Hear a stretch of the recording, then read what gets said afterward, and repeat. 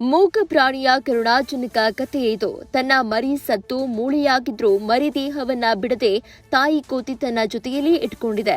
ನೋಡುವವರ ಕರಳು ಕಿವುಚುವಂತಿದೆ ಈ ಒಂದು ದೃಶ್ಯ. ಮಾದವರ ಮೆಟ್ರೋ ಸ್ಟೇಷನ್ ನಿಲ್ದಾಣದಲ್ಲಿ ಈ ಒಂದು ಘಟನೆ ಕಂಡು ಬಂದಿದೆ.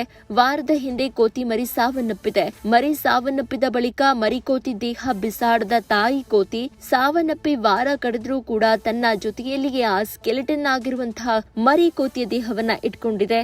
ಮರಿ ಕೋತಿ ದೇಹವನ್ನ ಎತ್ತಿಕೊಂಡು ತಾಯಿ ಕೋತಿ ಆಚೆ ಈಚೆ ಓಡಾಡುತ್ತಾ ಇರುವಂತಹ ದೃಶ್ಯ ಸ್ಥಳೀಯರ ಮೊಬೈಲ್ನಲ್ಲಿ ಸೆರೆಯಾಗಿದೆ.